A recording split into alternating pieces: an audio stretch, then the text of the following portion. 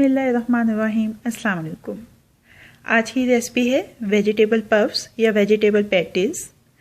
इससे पहले कि रेसिपी का आगाज़ करें, अगर आपने अभी तक मेरे चैनल को सब्सक्राइब नहीं किया है तो इस वीडियो के नीचे दाईं जानिब दिए गए सब्सक्रिप्शन के लाल बटन को क्लिक करके मेरे चैनल को सब्सक्राइब कर लीजिए और साथ दिए गए बेल आइकन के बटन को भी क्लिक कर लीजिए ताकि हर नई आने वाली रेसिपी का अलर्ट सबसे पहले आपको मिल सके। वेजिटेबल पफ्स बनाने के लिए हमें पफ पेस्ट्री की ज़रूरत है। पफ पेस्ट्री बनाने की रेसिपी पहले ही मैं आपके साथ शेयर कर चुकी हूँ। डिस्क्रिप्शन में मैंने उसका लिंक डाल दिया है, आप वहाँ से चेक कर सकते हैं।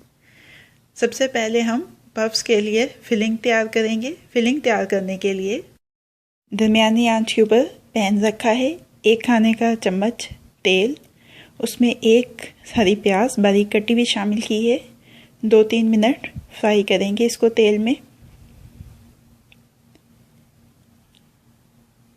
अब इसमें शामिल कर देंगे 1 छोटे साइज़ का टमाटर बारीक कटा हुआ, इसको भी 2-3 मिनट फ्राई करेंगे। लहसुन अदरक का पेस्ट आधा चाय का चम्मच, हरी मिर्च का पेस्ट 1 चाय का चम्मच, मिक्स कर लेंगे अच्छी तरह से। अब इसमें शामिल करेंगे कुटी हुई लाल मिर्च 1 चाय का चम्मच, नमक हस्बे जायका, धनिया पाउडर आधा चाय का चम्मच, ज़ीरा पाउडर आधा चाय का चम्मच। मिक्स कर लेंगे एक दफ़ा फिर से। उबले और कुचले हुए मटर 1 प्याली, उबले और कश किए हुए आलू 1 प्याली।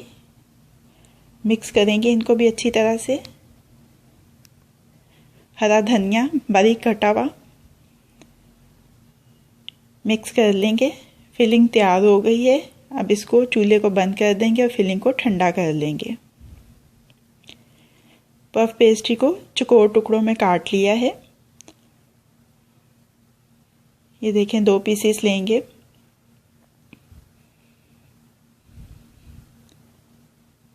और ये फिलिंग इस पे लगाएंगे। ओवन को आपने प्री हीट कर लेना है 180 डिग्री सेंटीग्रेड 350 फ़ारेनहाइट या गैस मार्क 4 के ऊपर आधे घंटे के लिए। ये देखिए साइडों से दबा लेंगे।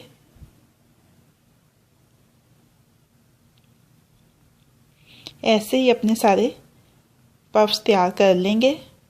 अब एक कटर की मदद से थोड़ा सा दरमियान में से प्रेस करेंगे।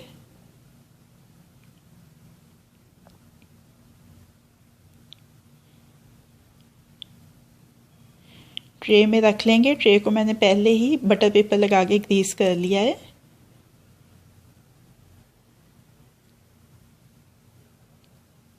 अब इनके ऊपर एग वॉश करेंगे।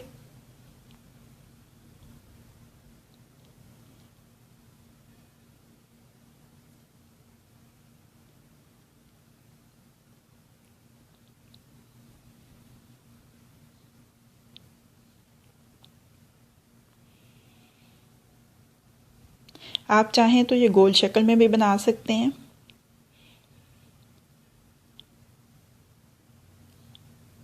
दरमियानी ग्रिल के ऊपर रखा है। 20 से 25 मिनट बेक करेंगे इनको। वेजिटेबल पफ्स तैयार हो चुके हैं। अब इनको डिश आउट कर लेते हैं। वेजिटेबल पफ्स को डिश आउट कर लिया है। अब ये रेडी टू सर्व हैं। रेसिपी आपको कैसी लगी फीडबैक ज़रूर दीजिएगा। अगर आपको मेरी रेसिपी पसंद आई है तो इसको लाइक और शेयर भी कीजिएगा। मज़ीद झटपट बन जाने वाली मज़ेदार रेसिपीज़ जानने के लिए मेरे चैनल को देखते रहिए।